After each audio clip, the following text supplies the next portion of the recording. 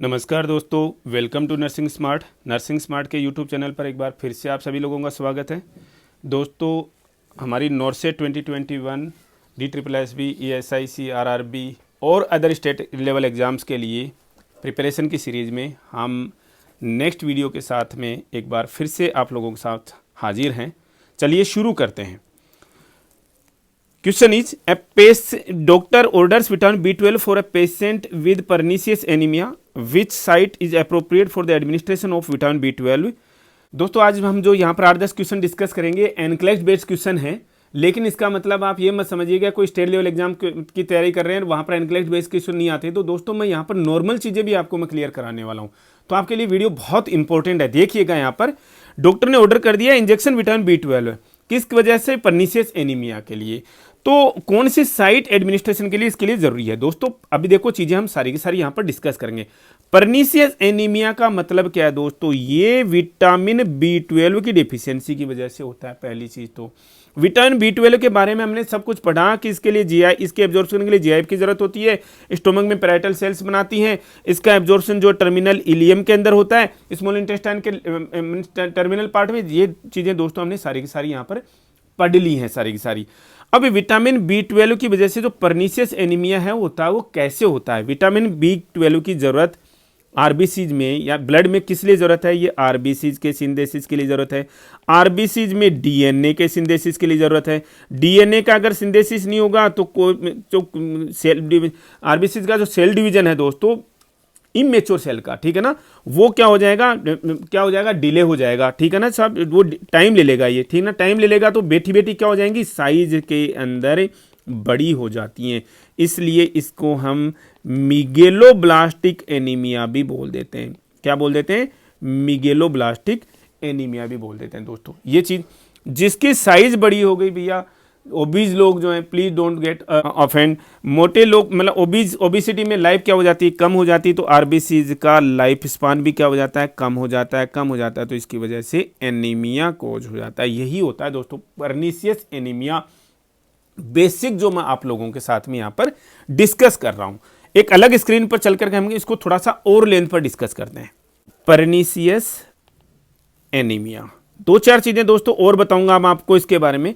Pernicious anaemia, चूंकि हम vitamin B12 की डेफिशिएंसी की वजह से कोज हो रहा है, तो विटामिन B12 की डेफिशिएंसी के लिए हम एक टेस्ट भी करते हैं, जिसका हम एक क्वेश्चन भी डिस्कस करेंगे अभी यहाँ पर। और उस टेस्ट को बोलते हैं दोस्तों हम शिलिंग टेस्ट। ये शिलिंग टेस्ट एक्चुअल में होता क्या है? विटामिन B12 के लिए समझ तो गए। शिलिंग टेस्ट कैसे करते हैं जी? इसके अंदर सबसे पहली बात तो एक तो पेशेंट को NPO रखा जाता है। कितनी देर पहले? 12 घंटे पहले पेशेंट को NPO रखा जाता है। पहली चीज, पेशेंट को रेडियो लेबल्ड यानी रेडियो एक्टिव विटामिन B12 दिया जाता है कंजप्शन के लिए, या तो खाने के लिए या ड्रिंक करने के लिए दोस्तों, ठीक है ना। अब देखते क्या है, अगर इसको विटामिन B12 का एब्जॉर्प्शन हेल्दी है, प्रॉपर है इंटेस्टाइन के अंदर, तो जितना भी बचा है वो किसके साथ में एक्सक्रेट होगा? यूरिन के साथ में एक्सक्रेट हो जाता है। यूरिन के साथ में एक्सक्रेट हो जाएगा दोस्तों, ठीक है ना। एक्सेस विटामिन B12 जो है वो विटामिन B12 यूरिन के साथ में एक्सक्रेट हो जाएगा। इसलिए इसके लिए हम 24 से 48 घंटे का यूरिन कलेक्शन करते हैं दोस्तों, ठीक है ना। दूसरी चीज, अगर ये प्रॉपरली एब्जॉर्ब नहीं होगा तो सीधी सी बात है फिसेज के साथ में एक्सक्रेट हो जाएगा। अगर इस बीच में अगर कोई पेशेंट क्या कंज्यूम कर रहा है, कोई लेग्जेटिव कंज्यूम कर रहा है, तो इसका एब्जॉर्प्शन जो है वो ऑल्टर हो जाता है, एब्जॉर्प्शन प्रॉपर नहीं होगा। तो शिलिंग टेस्ट से रिलेटेड कोई भी क्वेश्चन आता है गलत नहीं होना चाहिए।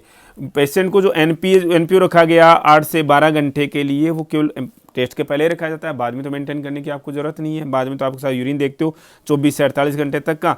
इसमें अगर एलिवेटेड आ रहा है, इसका मतलब इसका एब्जॉर्प्शन प्रॉपर है। फीसेज के अंदर इसके ट्रेसेज पाएंगे, इसका मतलब एब्जॉर्प्शन इसका प्रॉपर नहीं हुआ दोस्तों। क्लियर चीज हो दोस्तों। अब एक चीज और हम इस टेस्ट के बारे में डिस्कस करते हैं कि अगर इंजेक्शन विटामिन B12 अगर किसी पेशेंट को दिया जा रहा है, तो हमेशा ये डीप IM दिया जाता है। कहाँ दिया जाएगा दोस्तों? डीप IM देते हैं। ऐसा नहीं कि डेल्टॉइड वगैरह पे आपने लगा दिया, हमेशा डीप IM देते हैं। और डीप IM के लिए कौन सी 2 बेस्ट साइट्स हैं? डोर्सोग्लूटियल और ग्लूटियल मसल्स की साइड्स है। साइड का डिफरेंस हो गया डोर्सोग्लूटियल और वेंट्रोग्लूटियल दोस्तों। तो क्लियर है दोस्तों, हम क्वेश्चन के ऊपर चलते हैं। अभी क्वेश्चन पूछा गया था कि विटामिन B12 का एडमिनिस्ट्रेशन कैसे करोगे, डोर्सोग्लूटियल और वेंट्रोग्लूटियल, कोई भी साइड, मतलब ध्यान में रखना है कि it should B DIM, answer D. Next question is, दोस्तों बहुत सारी चीजें बता दी मैंने आपको इस क्वेश्चन के बारे में। अब कैसे भी क्वेश्चन आते हैं आपको एग्जाम के अंदर वो सॉल्व करने ही करने, कोई कंफ्यूजन नहीं होना चाहिए। A patient with pernicious anemia asks why he must take vitamin B12 injections for the rest of the life. Which will be your best response? किसी पेशेंट को बताया गया है कि भाई आपको पूरी जिंदगी भर विटामिन B12 लेना है। तो पेशेंट पूछ रहा है कि भाई क्यों लेना है। आंसर देख लीजिए दोस्तों, बड़े बड़े आंसर लिखे हैं, लेकिन आपको घबराने की जरूरत नहीं, क्योंकि हम डिस्कस कर चुके हैं इस बारे में, आपको समझ में आना चाहिए। आपका आंसर क्या है? The reason for your vitamin B deficiency is an inability to absorb vitamin because stomach is not producing sufficient acid. नहीं जी, इसकी एसिडिटी का तो कोई रोल ही नहीं है। आयरन की एब्जॉर्प्शन में, आयरन के एब्जॉर्प्शन में एसिडिटी का रोल है दोस्तों। यहाँ पर मैं डिस्कस कर देता हूँ। आयरन के एसिडिटी के एब्जॉर्प्शन में एसिडिटी का रोल होता है, यानी कि एसिडिक एनवायरनमेंट चाहिए इसके एब्जॉर्प्शन के लिए, इसलिए आयरन एब्जॉर्ब भी कहाँ हो जाता है? सबसे ड्यूडिनम, जेजुनम, इलियम, तीनों पार्ट है ना, तो शुरू वाले पार्ट में जो स्टोमक के पास में, ड्यूडिनम में, मैक्सिमम ड्यूडिनम में, और थोड़ा बहुत प्रोक्सिमल जेजुनम के अंदर एब्जॉर्ब होता है। जो लोग ज़्यादा एंटासिड खा रहे हैं उनके अंदर एनीमिया के, आयरन डिफिशिएंसी एनीमिया के चांसेस बढ़ जाते हैं। रीजन आपके सामने, reason best known by yourself only, क्योंकि एसिडिटी अगर कम हो गई तो आयरन का एब्जॉर्प्शन नहीं हो रहा, आयरन का एब्जॉर्प्शन नहीं हो रहा तो एनीमिया हो गया। ठीक है दोस्तों, तो ये तो इसका तो मतलब ही नहीं बनता। Reason for your vitamin deficiency is an inability to absorb vitamin because stomach is not producing sufficient GIF। Yes, GIF चाहिए ना विटामिन B12 की एब्जॉर्प्शन के लिए? यस चाहिए। विटामिन B12 का एब्जॉर्प्शन कहाँ होता है दोस्तों? टर्मिनल इलियम में होता है। तो ये आंसर करेक्ट लग रहा है, लेकिन और आंसर्स भी देखेंगे दोस्तों हम। Reason for your vitamin deficiency is an excessive excretion of vitamin because kidney dysfunction. नहीं, कोई रोल नहीं है किडनी डिस्फंक्शन का विटामिन B12 के एक्सक्रेशन में। The reason for your vitamin deficiency is an increase requirement for vitamin because rapid RBCs production. बोला ही नहीं भैया, कहीं पर ऐसी कोई बात नहीं बोली। तो आंसर इज कि GIF का प्रोडक्शन जो है प्रॉपर नहीं हो रहा। बहुत इजी क्वेश्चन था दोस्तों। Which of the following lab values should you report to the doctor when a patient has anaemia? इनमें से कौन सी लैब वैल्यू आप डॉक्टर को रिपोर्ट करोगे जब पेशेंट को एनीमिया है? तो ठीक है, शीलिंग टेस्ट एनीमिया के लिए होता है क्या? यस होता है। विटामिन B12 की डेफिशिएंसी वाला जो एनीमिया है वो, उसके लिए शीलिंग टेस्ट हम करते हैं। एलिवेटेड दोस्तों, अगर शीलिंग टेस्ट में एलिवेटेड का मतलब यूरिन के साथ में, यूरिन का कलेक्शन किया ना आपने कब का? 24 से 48 घंटे का, इसमें इसकी वैल्यू एलिवेटेड आ रही है, इसका मतलब एब्जॉर्प्शन प्रॉपर है। इसका मतलब एब्जॉर्प्शन क्या है? प्रॉपर है। एलिवेटेड वैल्यू अगर फीसेज में ज्यादा जा रही होती तो मतलब एब्जॉर्प्शन नहीं हो रहा था। यूरिन में इसकी एलिवेटेड वैल्यू का मतलब एब्जॉर्प्शन प्रॉपर है। इसका मतलब ये तो एनीमिया को कहीं से भी नहीं बता रहा। इंट्रिंसिक फैक्टर एब्सेंट, यस, अगर इंट्रिंसिक फैक्टर की वैल्यू आपने कराई है और वो एब्सेंट है तो एनीमिया का इंडिकेटर है और ये it should be reported to the doctor. तो दोस्तों ये ऑप्शन करेक्ट है। सेडिमेंटेशन रेट मतलब erythrocyte sedimentation rate, ESR non specific test है। पहली बात तो किसके लिए? इन्फ्लामेशन के लिए। इन्फ्लामेशन का टेस्ट है इसका, एनीमिया से दूर दूर तक ही कोई रिलेशन नहीं, उसका भी नॉन स्पेसिफिक है, तो एनीमिया से कोई रिलेशन नहीं है जी। नहीं, RBCs with in normal range, ये तो कहीं से भी एनीमिया को दिखाई नहीं रहा, तो डॉक्टर बताने की क्या जरूरत है? तो ये भी ऑप्शन करेक्ट नहीं है। Intrinsic factor absent, correct option. Next question is, which position would you most help to decrease a patient discomfort when patient spouse injects vitamin B12 using the ventrogluteal site? दोस्तों ये तो सबको ठीक लिखा हुआ है, इंजेक्शन विटामिन B12 DIM दिया जाता है, ठीक है जी। और दूसरी चीज वेंट्रोग्लूटियल साइट, ये भी करेक्ट है जी, कोई दिक्कत नहीं। अब पोजीशन क्या होनी चाहिए पेशेंट की देखनी, आप ऑप्ट करना इनमें से पोजीशन ना, तो समझ जाओगे आपकी यही पोजीशन क्यों सही है दोस्तों। बहुत इंपॉर्टेंट क्वेश्चन है ये, very very very important question है दोस्तों ये। Lying on the side with legs extended, दोस्तों IM इंजेक्शन के समय में कभी भी लेग्स एक्सटेंड नहीं करते, ये फ्लेक्स होती तो हम एक बार फिर मान लेते साइड लाइंग पोजीशन में, ठीक है ना। साइड लाइंग और लेग जो क्या थी फ्लेक्स्ड होती तो हम फिर भी इस ऑप्शन पे चले जाते, नहीं होगा ये option. Lying on the abdomen, yes पेट के बल लेटे हुए, with toes pointed inwards, yes दोस्तों, ये आपकी मसल्स की टेंशन को क्या करेगा, कम करेगा। डिस्कम्फर्ट, मसल्स की टेंशन कम होगी तो क्या होगा, डिस्कम्फर्ट उतना ही कम होगा दोस्तों, ठीक है ना। तो option is correct. Leaning over the edge of low table with hips flex, दोस्तों ये तो कोई पोजीशन में हुई नहीं दोस्तों कि इस तरीके से हम टेबल के सामने लीन ओवर करा के पेशेंट को और फिर हिप फ्लेक्स करके पेशेंट को इंजेक्शन दे, नेवर। स्टैंडिंग अपराइट, नेवर दोस्तों। तो दोस्तों ऑप्शन वाज करेक्ट, अब्डोमेन पे लेटे हुए और toes pointed inwards, clear. Patient returned home from an overseas tour from of duty, tells you always tired. Temperature देखिए दोस्तों 99.5 डिग्री फ़ारेनहाइट, ये फीवर है क्या, यस है दोस्तों, फीवर है। Skin dark bronze and urine and his urine है dark colour, दोस्तों डार्क कलर यूरिन क्या है, डार्क ब्रोंज स्किन क्या है, ये डिहाइड्रेशन के सिम्टम्स हैं दोस्तों। जॉन्डिस भी हो सकता है, dehydration, mainly dehydration, dark urine. Haemoglobin level HB क्या दिखा रहा है, एनीमिया दिखा रहा है पेशेंट का, यस। हिमेटोक्रिट लेवल क्या दिखा रहा है, एनीमिया दिखा रहा है पेशेंट का। टुवर्ड्स इतना नहीं कह सकते इस चीज़ के लिए हम। और क्या बोलते हैं, RBC जो है वो क्या है जी दोस्तों, 2.75 मिलियन पर माइक्रोलीटर ब्लड जो है दोस्तों, ये भी कम है अपने नॉर्मल लेवल से, तो ये भी एनीमिया को ही इंडिकेट कर रहे हैं दोस्तों। हमें सबसे पहले क्या करना है दोस्तों, इनिशिएट इनटेक आउटपुट रिकॉर्ड जम रहा है किसको लेकर के, डिहाइड्रेशन को लेकर के। और भी ऑप्शन देखते हैं। Place the patient on bed rest, ऐसा कोई है ही नहीं इसके अंदर, पेशेंट के अंदर कंप्लीटली बेड रेस्ट का पेशेंट को कुछ ऐसा हुआ ही नहीं है कि पेशेंट को बेड रेस्ट पर लें। Place the patient in contact isolation, isolation मतलब कोई कॉन्टेजियस डिजीज का कोई भी सिम्टम नहीं है। Keep the patient out of sunlight, नहीं अगर पेशेंट को मान लीजिए जॉन्डिस है तो पेशेंट को हम सनलाइट में तो मतलब उसको अवे रखेंगे नहीं, सनलाइट हेल्प ही करेगी उसको, इसलिए पेशेंट को केवल डिहाइड्रेशन को देखते हुए और फीवर को देखते हुए इनटेक आउटपुट को मेंटेन करेंगे हम। पेशेंट का इनटेक आउटपुट चार्ट मेंटेन किया जाएगा फीवर और डिहाइड्रेशन को देखते हुए। बहुत इंपॉर्टेंट क्वेश्चन है दोस्तों। Next question is the patient is to have Schilling test, you should. अब देखो दोस्तों, सीलिंग टेस्ट हमने पढ़ लिया, किसके लिए करते हैं, विटामिन B12 के लिए करते हैं दोस्तों। एडमिनिस्टर मेथिल सेलुलोज, दोस्तों मेथिल सेलुलोज क्या है, एक तरीके का लेग्जेटिव है। अगर मैंने पहले बता दिया आपको, लेग्जेटिव पेशेंट को अगर आप एडमिनिस्टर करोगे तो विटामिन B12 के एब्जॉर्प्शन को ऑल्टर करेगा ये, इसका मतलब कभी नहीं देते। Start 24 to 48 hour urine specimen, yes मैंने बोला था 24 से 48 घंटे का आपको यूरिन कलेक्ट करना है पेशेंट को, उसके अंदर आप विटामिन B12 का एक्सक्रेशन देखोगे, यस करते हैं जी। मेंटेन नथिंग बाई माउथ, नहीं मेंटेन नहीं करते इसको हम, 8 से 12 घंटे तक हम उसको पेशेंट को NPO रखते हैं, टेस्ट से पहले बाद में खा सकता है पेशेंट, तो ये ऑप्शन भी गलत है। 72 आवर स्टूल स्पेसिमेन कलेक्शन नहीं करते दोस्तों, स्टूल स्पेसिमेन कलेक्शन नहीं करते हम, उसके ट्रेसेज आ रहे हैं तो मतलब विटामिन B12 का एब्जॉर्प्शन नहीं हो रहा, साफ सी बात है, लेकिन हम इसको क्या करते हैं, यूरिन कलेक्शन करते हैं, तो बहुत इंपॉर्टेंट क्वेश्चन है दोस्तों ये भी। A woman had experienced severe palpitations, weakness and shortness of breath after taking bacitracin. दोस्तों बेसिट्रासिन क्या है दोस्तों, डर्मल इन्फेक्शंस में हम एंटीबायोटिक लेते हैं नियोमाइसिन की तरह से, और इसके बाद में पेशेंट को पाल्पिटेशन शुरू हो गया, वीकनेस शुरू हो गई, शॉर्टनेस ऑफ ब्रीथ शुरू हो गया। As a part of the discharge planning you should evaluate the patient knowledge about. अब दोस्तों देखो इसमें ना पेशेंट का फॉलिक एसिड की नीड, हमें पता लग रहा है कि पेशेंट को एनीमिया हो रहा है यहाँ पर, ठीक है ना। अब डायरेक्टली तो नहीं पता लग रहा है, सिम्टम्स और किसी डिजीज में भी हो सकते हैं, लेकिन अगर हम इसको एनीमिया को लेकर के चलते हैं, क्योंकि जितनी भी चीज़ें यहाँ पर ब्लड ट्रांसफ्यूजन नहीं करेंगे, फोलिक एसिड की नीड नहीं जी, एक्टिविटी इन हॉट वेदर वो भी हो सकता है, लेकिन वो इसको हॉट वेदर की वजह से नहीं हो, उस मतलब एनीमिया कोज हो सकता है, लेकिन ये हॉट वेदर की वजह से नहीं हो रहा। किसकी वजह से हो रहा है दोस्तों, ये इस ड्रग की वजह से हो रहा है। ड्रग की वजह से इस तरीके का एनीमिया होना, इस तरह का एनीमिया होना क्या कहलाता है दोस्तों, या किस चीज़ का एनीमिया है या किस चीज़ की कमी की वजह से, ये हम आप लोगों के साथ में डिस्कस करूंगा यहाँ पर। एक चीज़ का अगर किसी ने नाम सुना है तो उसको हम क्या बोलते हैं दोस्तों, G6PD।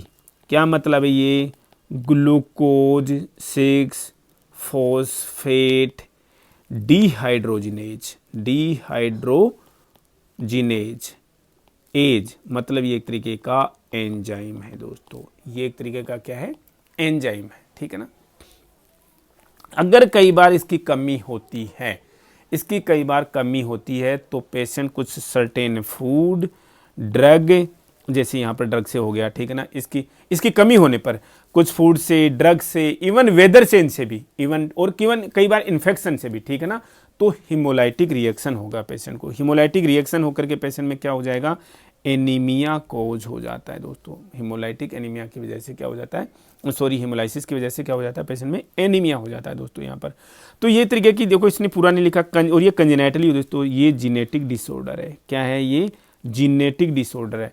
याद रखना पड़ेगा, G6PD डिहाइड्रोजनेज एंजाइम की कमी की वजह से भी हिमोलाइसिस होता है, लेकिन ऐसे नहीं हो जाता, कुछ एक ड्रग्स की वजह से हो सकता है, इन्फेक्शन की वजह से होता है। तो एक बार आइडेंटिफाई हो गया कि इसको इस स्पेसिफिक पॉजिटिव एजेंट, यानी जो कि ड्रग भी हो सकता है, कोई मेडिसिन हो सकती है, कोई फूड हो सकता है, वेदर हो सकता है दोस्तों, उससे अवॉइड करना। ये सेल्फ लिमिटिंग है, अपने आप से खत्म हो जाएगा, सबसाइड हो जाएगा, सेल्फ लिमिटिंग है, लेकिन पॉजिटिव एजेंट्स को विद होल्ड कर लेने पर। तो ऑप्शन आंसर क्या होगा दोस्तों इसका, कंजेनाइटल एंजाइम डिफिशियंसी। कौन सा एंजाइम है ये, G6PD। कैसा भी क्वेश्चन आ सकता है, किस एंजाइम डिफिशियंसी की वजह से ये केस जो है वो हो रहा है। क्लियर है, आई होप क्लियर है क्वेश्चन ये। Prenatal patient is suspected for having iron deficiency anaemia. Iron deficiency anaemia का मतलब आयरन की कमी से हुआ। आयरन की कमी से है तो मतलब हीमोग्लोबिन का सिंथेसिस भी प्रॉपर नहीं हो रहा, तो मतलब आरबीसी का सिंथेसिस प्रॉपर नहीं हुआ, और क्या हो गया, एनीमिया हो गया दोस्तों। एनीमिया का आप हमेशा एक चीज समझना दोस्तों, एनीमिया में सबसे बड़ी दिक्कत क्या होती है, मैं पहले डिस्कस कर लेना चाहिए था। जब हीमोग्लोबिन ही कम है, हीमोग्लोबिन ही कम है, तो हीमोग्लोबिन तो क्या करता है जी, ऑक्सीजन को कैरी करता है। इसका मतलब लेस ऑक्सीजन कैरी होगी, वो टिश्यूज तक कम ऑक्सीजन पहुंचेगी। क्लियर है ना, टिश्यूज को कम ऑक्सीजन पहुंच रही तो ब्रेन को बोल रहे हैं कि सब कम मिल रहा है जी हमें, ठीक है ना। ब्रेन क्या करेगा कि दो ऑर्गन्स को ऑर्डर कर सकता है, हार्ट को और लंग्स को।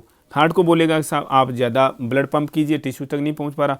लंग्स को मैसेज दे देगा कि साहब ज़्यादा ऑक्सीजन खींचिए, ठीक है ना। तो इससे क्या हो गया, टेकीकार्डिया हो जाता है और टेकीपनिया हो जाता है दोस्तों। ये चीज़ें आपको दिमाग में रखनी है कि आयरन डेफिशिएंसी एनीमिया, कोई भी एनीमिया हो रहा है तो क्या हो जाता है।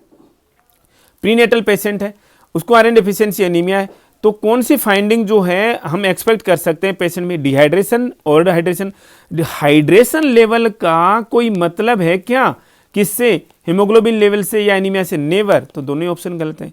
हाई हीमेटोक्रिट लेवल, हाई थोड़ा ना होगा, कम होगा वो तो। Low haemoglobin level, yes low haemoglobin level हम एक्सपेक्ट कर सकते हैं कि आयरन डेफिशिएंसी एनीमिया में हीमोग्लोबिन का लेवल कम ही आएगा। बहुत सिंपल सा क्वेश्चन है, लेकिन बहुत ज़्यादा इंपॉर्टेंट क्वेश्चन है। Next question is, patient in labour has concurrent diagnosis of sickle cell anaemia. दोस्तों, और क्वेश्चन तो पढ़ देता हूं मैं, सिकल सेल एनीमिया पढ़ते हैं। Which action is the priority, ठीक है ना, to prevent sickling crisis. Sickle cell anaemia, sickle का मतलब समझते हो क्या, सिकल का मतलब होता है, सिकल हसिया नहीं होती जो खेतों में हम काम करते हैं दोस्तों, ठीक है ना, सिकल की शेप की, यानी कि आरबीसी जो है वो इस सिकल शेप की हो जाती है दोस्तों।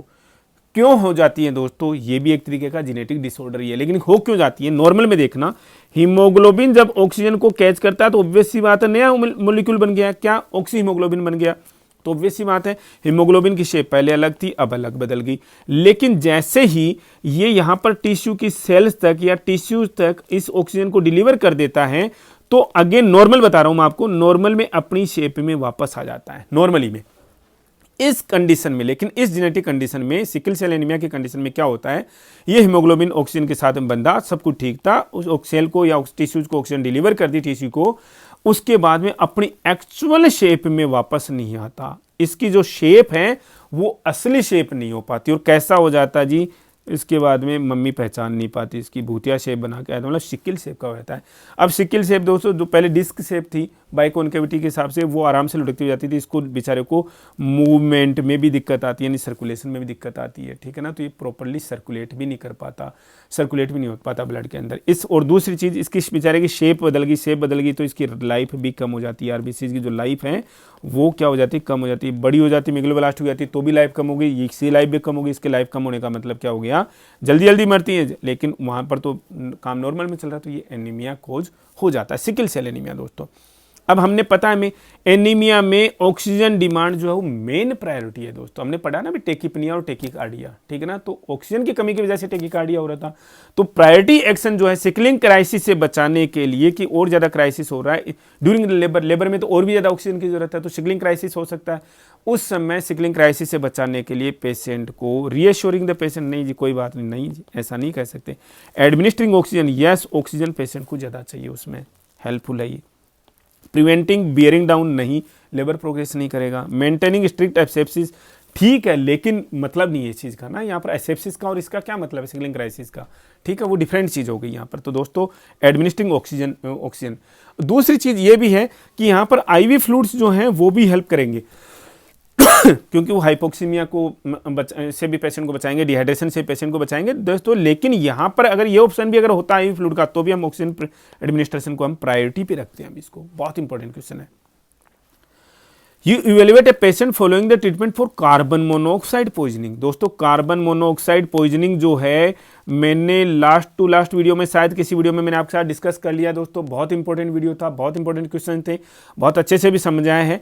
और इसका पेशेंट है, what should the nurse should document that the treatment was effective if the finding was present.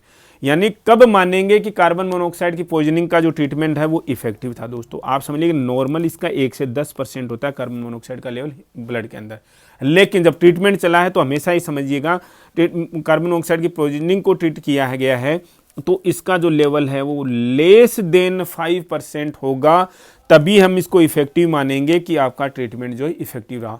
इसके साथ दोस्तों अलग अलग कैटेगरीज बनी गई है। माइल्ड लेवल क्या है, मॉडरेट क्या है, सीवियर क्या है और फेटल क्या है। दोस्तों नहीं ध्यान रखना दोस्तों, फेटल कैटेगरी आपको दिमाग में रखनी है कि fatal life threatening carbon monoxide poisoning क्या है, कितना लेवल हुआ तो वो लाइफ थ्रेटनिंग है या फेटल है।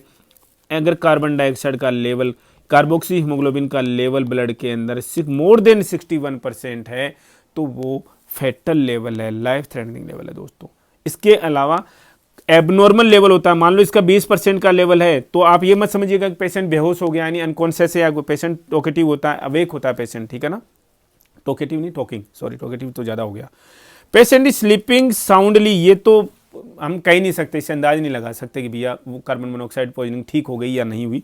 Patient is awake and talking, awake है और टॉकिंग है, और एबनॉर्मल लेवल में भी हो सकता है दोस्तों, ये मैंने आपको अभी डिस्कस किया आपको, ठीक है ना, तो ये ऑप्शन भी करेक्ट नहीं है। Heart monitor shows sinus tachycardia. दोस्तों मतलब ये साइनस टेकिकार्डिया तो नहीं होगा एटलीस्ट, मतलब साइनस टेकिकार्डिया तो हो सकता है, होगा ही होगा, लेकिन साइनस टेकिकार्डिया पॉसिबल नहीं है, ठीक है। Carboxy haemoglobin levels are less than 5%, हम ये होगा तभी हम मानेंगे कि treatment was has been effective, ठीक है। बहुत इंपॉर्टेंट क्वेश्चन है, और ये फेटल वाला भी दिमाग में रखना चाहिए। मेन 61% से ज़्यादा होगा तो ये क्या है, ज़्यादा हुआ तो मतलब आप समझ लीजिएगा कि ये क्या है, फेटल लेवल है। थैंक यू दोस्तों, thanks a lot for watching video, बने रहिए हमारे साथ में।